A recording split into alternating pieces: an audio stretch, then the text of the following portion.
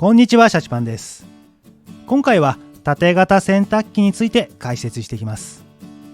全部同じように見える縦型洗濯機、意外とメーカーによって違いがあるのを皆さんご存知ですか？本動画では大手5社の特徴や評判、価格情報なんかをギュッと一本にまとめてきましたので、ぜひ自分に合いそうな洗濯機を見つけていってくれたら嬉しいです。それではやっていきましょう。具体的な話をする前に、ドラム式洗濯機と縦型洗濯機の違いについて簡単に触れておきます。前回ドラム式洗濯機の動画でも紹介しましたが、今回は縦型洗濯機中心に解説していきます。両者はまず洗い方が違います。ドラム式は衣類を持ち上げて落とす叩き洗いで皮脂汚れに強く、縦型は底面にあるパルセーターの回転による衣類のこすり洗いで泥などの固形汚れに強いです。両者の洗浄力はそこまで大きく変わらないという話もありますが、小さなお子様などがいらっしゃるご家庭が多いのか、洗浄力は縦型の方が強いという意見や口コミが多いです。ドラム式よりも水を多く使うことから節水性は劣りますが、匂いも取れやすく色移りもしづらいです。頑固な汚れに対してはドラム式ではしづらいつけ置き洗いもできます。ただし衣類はこすり洗いするため少々傷みやすいです。乾燥に関してはドラム式には性能で及ばず、縦型の乾燥はヒーター乾燥でもあることから電気代も高くつきます。縦型で乾燥をメインで使いたい場合は乾燥機との併用が最も合理的かもしれません。乾燥しながら洗濯もでき便利です。なお価格はドラム式より10万近く安く、またドラム式より奥行きが小さいことが多いので設置性も良いです。ドラム式の人気は近年高まっていますが、口コミを見るとドラム式から縦型に戻したという方も多くいらしたので、小さいお子様がいらっしゃる場合や衣類に泥汚れが多い場合は縦型を選んだ方が良いかもしれません。全然関係ない話ですが、シャチパンは小学生の頃サッカー部に所属していました。当時キャプテン翼のカミソリタックルに憧れ、連日のようにスライディングをし、ズボンを泥だらけにしていました。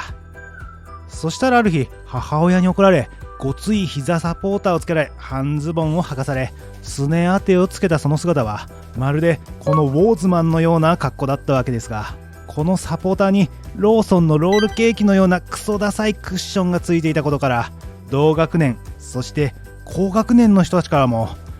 渦巻きと呼ばれてました。どういうことだってばよ。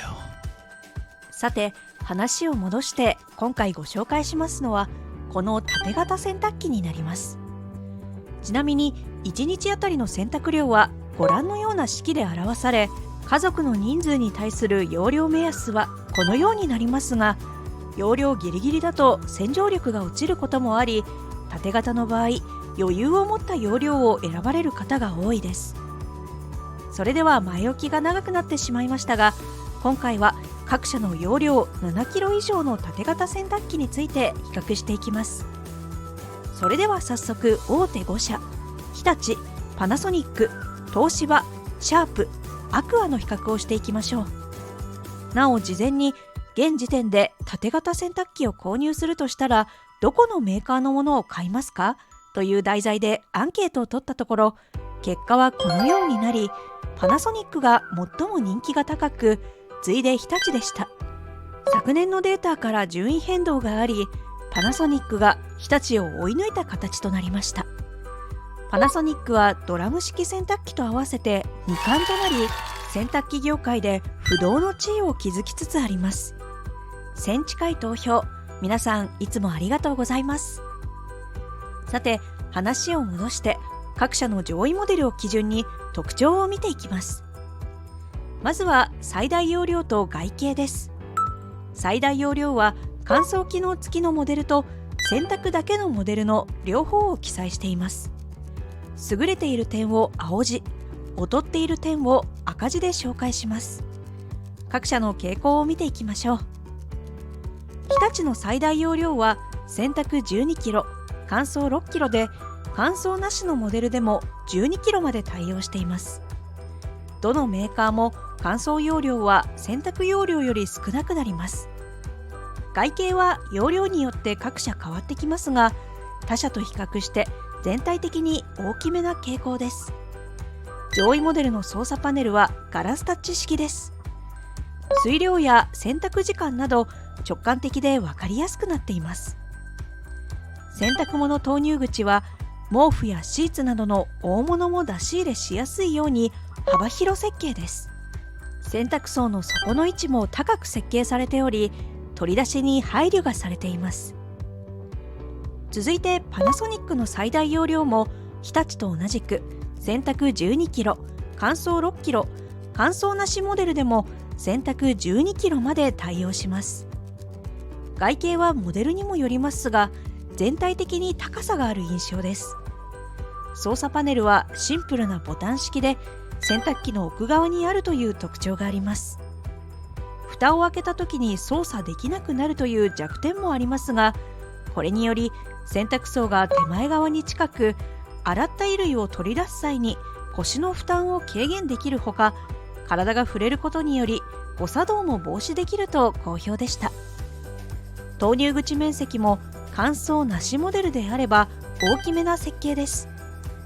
その他の特徴として、乾燥なしモデルであれば全モデルクリアウィンドウが採用されており、洗濯中の様子が確認できるほか、洗剤の残量も蓋を閉めたままで見ることができます。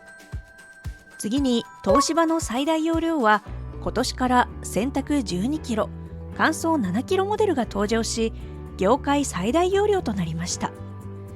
外形はモデルにもよりますが、全体的に幅、奥行きが小さい傾向です。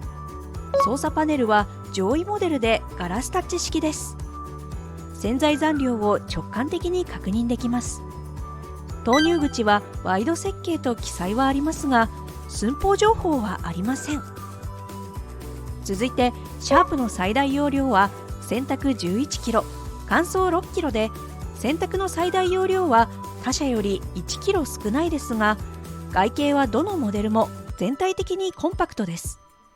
操作パネルは上位モデルでボタンが光るタッチパネル式で、手前側に表示されます。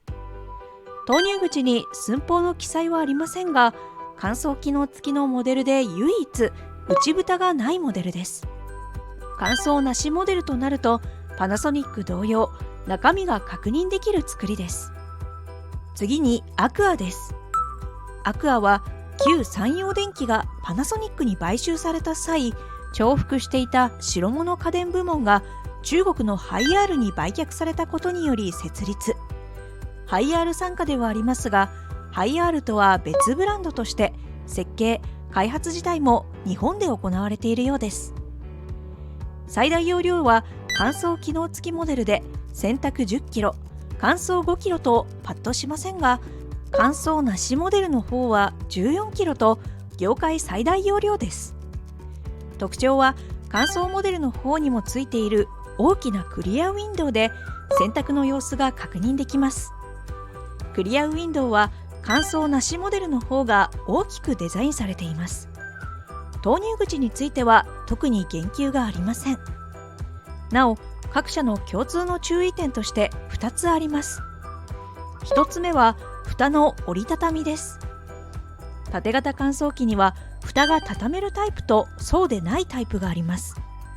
もし今ランドリーラックなどで上のスペースを収納に使用している場合、蓋が当たらないか蛇口の位置も注意しておくと良いでしょう。2つ目は洗濯機のトップの角度です。上位モデルとなると洗濯機のトップが斜めになっていることが多く、上にちょっとしたものも置くことができないです。これは手前を低くすることで洗濯物を取り出しやすくする狙いがありますが、人によってはデメリットとなりうるので注意しておいた方が良いでしょう。次に静音性です。静音性はデシベルという単位で表され、この表では各メーカーの洗濯時、脱水時、乾燥時のスペック値を記載しています。各社乾燥時の音が最も大きいです。30から50デシベルの幅がありますが、一般的には50デシベル前後は少しうるさいなと感じるラインです。静音性に関してはドアを挟めばどの機種も気にならないという声が多くありました。スペック値でいうと洗濯は東芝が最も優れており、実際乾燥以外は静かだと好評でした。一方シャープは少し音が大きいという声がありました。次に洗浄機能です。多彩なセンサーを用いて AI が洗濯物の状況を把握して最適な洗い方をする日立。泡を作り繊維の奥まで浸透させて汚れを落とすパナソニック、東芝、アクア。業界唯一の穴なしの洗濯槽を用いることで水流の勢いが高まるシャープと、各社洗浄力に関して満足されている方が多かったと感じましたが、強いて言えば日立が特に好評で、アクアが少し見劣りした印象でした。また頑固な汚れや嫌な匂いを落とす温水洗浄はドラム式は多くのメーカーが対応しますが、縦型では対応が限られます。この中ではシャープ、アクアは未対応、日立、東芝が温めた洗浄液、日立の方は温度の記載もあります。そしてパナソニックには40度の温水コースがあります。実際にお湯を使って洗浄する分、パナソニックが最も効果が高そうです。温水洗浄を使う方は参考にしてみてください。全然関係ない話ですが、シャチパンの両親はヘビースモーカーだったために、高校生の頃制服にタバコの匂いがよくこびりついてました。生徒指導の教師をそれで吸っていないはありえないと言わしめ、何度か取り調べ室みたいなところに連れて行かれたことがあります。もし温水洗浄があれば落ちたのでしょうか。なお、先ほど出てきたシャープの穴なし槽は同社最大の特徴なので少し解説しておきます。長電使った洗濯槽の外側には黒カビが付着しています。穴あり洗濯槽の場合、穴から黒カビの一部が侵入し衣類についてしまうことがありますが、穴なし槽なら穴がないので黒カビの侵入をブロックし、清潔な水で洗濯できます。また穴あり槽は洗濯やすすぎの際、外装にも水がたまりますが、穴なし槽は洗濯槽にだけ水がたまるので高い節水効果が得られ経済的です。穴がなくても脱水はできるのでしょうか。脱水時はまず洗濯槽の底から排水し、そこから強い遠心力で槽の上部から脱水します。槽に傾斜があるので遠心力を利用して水を上から捨てることができるのです。一見カビとは無縁のように見えますが、外装には水を通る経路がありますので、全くカビが発生しないわけではありません。次に乾燥方式です。ドラム式の乾燥と比較すると見劣りする部分はありますが、シワがあまり気にならないタオルや薄手のものの乾燥であれば好意的な意見が多かったです。方式には水冷除湿式と排気式の2種類あります。乾燥に使用した温風はどんどん湿気を帯びていきますが、より効率よく衣類を乾かすにはこのジメジメした温風をどうにかする必要があります。水冷除湿はこの温風を文字通り水で冷やし、除湿した水を排水管に捨てる方式です。乾燥時にも水を使うので水道代がかかります。日立、パナソニックが水冷除湿を採用しています。一方、シャープ、アクアの排気式は湿気を含んだ空気を室内に排出して乾燥します。水を使用しないのでお財布には優しいですが、周囲に熱気がこもりやすくなります。ご使用の際は換気した方が良いでしょう。どちらが良いかは好みによるでしょうか。なお、東芝は今年のモデルからはメインは水冷除湿、仕上げのみ排気式のハイブリッド方式となりました。次に光熱費です。洗濯だけした場合と洗濯から乾燥までした場合の1回あたりの光熱費を値上げ後の水準で比較しています。容量によっても違いますが、今回は各社ラインナップのあった容量 10kg モデルで比較しています。洗濯時の光熱費はどのメーカーも30円前後でほぼ水代です。穴なし層で節水性を謳っているシャープと日立、アクアが優秀で、東芝の水準はやや悪いです。乾燥まで含めると縦型洗濯機はドラム式とは違い、ヒーター式の乾燥方式ということもあり、電気代がそれなりにかかります。モデルグレードによる部分もありますが、水冷除湿を採用しているパナソニックと東芝は高く、排気式のシャープ、アクアは経済的です。ちなみにドラム式洗濯機の光熱費は縦型と比較すると、洗濯は3分の2、乾燥は半分から3分の2程度となります。続いて液体洗剤、柔軟剤の自動投入機能です。自動投入は面倒な計量の手間も減らせ、入れすぎを防止できると好評でした。入れすぎはカビ繁殖の原因にもなり得るので、経済的という以外にも効果があります。基本的に容量の大きい上位モデルに搭載しますが、日立は 9kg 以上のモデル、東芝は 10kg 以上のモデルで対応します。パナソニックとアクアは 8kg 以上のモデルで対応し、一見優れていますが、アクアの乾燥付きモデル、パナソニックの 12kg の乾燥付きモデルでは非対応となります。なお、シャープは昨年同様、今年も全モデルで非対応となります。タンクの容量はモデルによって変わりますので、気になる方は確認してみてください。メンテナンスはタンクを水洗いしてぬめりを取り、経路はお湯を流すというものがほとんどですが、アクアはタンクの取り外しができない構造となります。次に価格です。10kg 上位モデルの乾燥機能付きのモデルとなしのモデルの現参考価格を合わせて載せています。価格はモデルチェンジを控え、発売価格の3分の2、ものによっては半額程度まで落ちています。お店やモデルによっても変わりますが、アクアが安めな傾向で、その他のメーカーは同価格帯となります。なお、買い時のモデルチェンジ時期は各社が少しズレがありますが、だいたい6から8月頃です。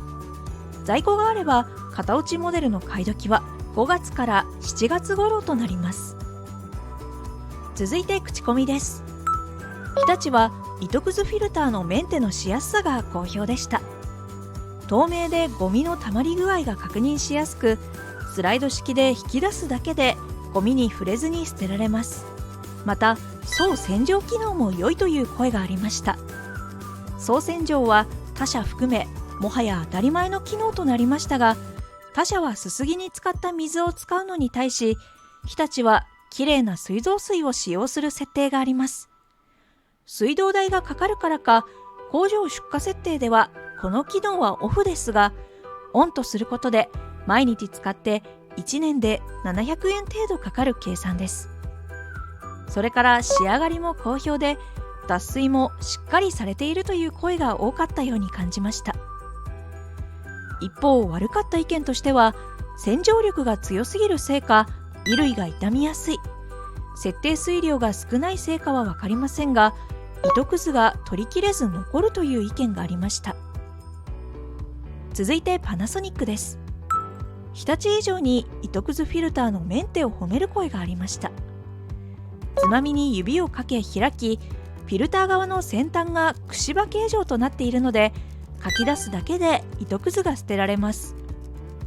また、乾燥機能のないモデルだけですが、洗濯中、外から洗濯物の様子が見えるクリアウィンドウが非常に好評でした。乾燥機能付きのモデルは中蓋がついているモデルが多いので難しいかもしれませんが、洗濯だけのモデルであれば他社も積極的に採用しても良いかもしれませんね。一方、悪かった意見としては、脱水設定の自由度がもう少し欲しいという声がありました。モデルによっては脱水が弱いという意見があり、脱水時間を設定しようとすると6分の次が12分だったり、間の設定をしたいことがあるようです。脱水はしすぎるとシワになりますので、あえて弱くしている可能性もありますが、他社も同じことが言えるものの、1分刻みの設定ができても良い気がします。それから絡みほぐし機能は好評なのですが、水位を設定変更してしまうとオフとなってしまう仕様が残念という意見がありました。次に東芝です。洗濯時の静音性が好評でした。スペック通り洗濯時は静かなようです。また水量も各メーカーと比較しても多く使い、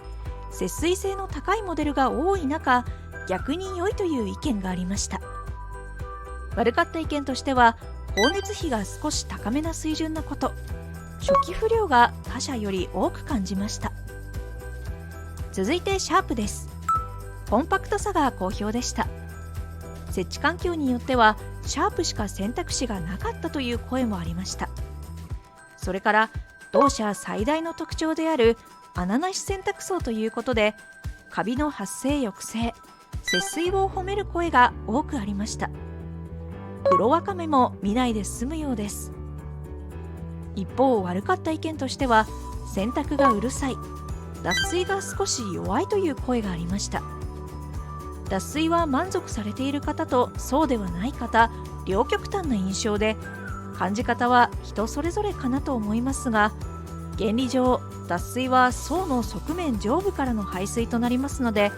層の回転速度など同条件であれば穴あきのものよりは弱くはなります。また洗濯槽洗浄する場合、他社はボタン一つでできますが、シャープは洗濯槽の外側を洗いたい場合、バケツを用意して排水ホースから出る水を受けないといけない点が残念という声がありました。それから糸くずフィルターも布製でゴミを取り出しづらいとやや不評でした。続いてアクアです。全モデル中が見えるクリアウィンドウが好評でした。また絡みほぐしや自動投入機能など基本的な機能はついていて、価格も他社より安くコスパが良いという声がありました。それからアリエール、ボールドと共同開発したというジェルボールコースが良いという意見がありました。面白い試みだと思います。悪かった意見としては、洗剤の攪拌機能が他社に劣るためか、洗浄力が、それから脱水も他社と比較して見劣りするという声が少し多かった印象でした。最後に満足度です。これは現モデルから一つ前のモデルを対象とした5点満点の満足度平均点数です。過去集計した結果からもどう推移したか見てみましょう。横軸が時間軸、縦軸が満足度点数です。昨年は各社の差がぐっと縮まりましたが、今年の集計では少し開いたでしょうか。昨年はパナソニック、日立という順でしたが、今年は僅差で日立が最も満足度が高く、次いでパナソニックでした。シャープは横ばい、そして東芝は初期不良が少し点数に影響してしまった印象でした。なお今年から集計を始めたアクアは性能自体は他社より見劣りする部分はあるものの、価格が安いこともあり評価が高く、この位置でした。参考にしてみてください。さて、まだご紹介できていない項目はあるのですが、各社の特徴をざっと比較してみました。価格とも相談ですが、黒カビを絶対見たくないカビ撲滅委員の方はシャープ、奥行きが小さく洗濯時の静音性を重視する方は東芝、とにかく安さが命、コスパの良いモデルをお探しであればアクア、バランスが良く温水洗浄やつけ置きのコースの多彩さにも魅力を感じた方はパナソニック、純粋に洗浄力を追い求めたい方は日立が候補でしょうか。今回ご紹介した内容を踏まえつつ、量販店などで最終確認をしてみてください。それから本機をお持ちの方でご意見や使用感などもしございましたら、ぜひコメント欄にいただければなと思います。さて、今回の動画はこれで終わりです。シャチパンも寮にいた3年間、共用の縦型洗濯機と乾燥機を使っていて、とても便利だったことを覚えています。まあただ共用だからといって洗濯機で靴を洗う領民がいてね、あれはやめてほしかったですね。まあかなり真っ白になっていましたけどね。それでは最後までご視聴ありがとうございました。次回の動画でまたお会いしましょう。チャンネル登録、高評価よろしくお願いします。また見てくださいね。また見てね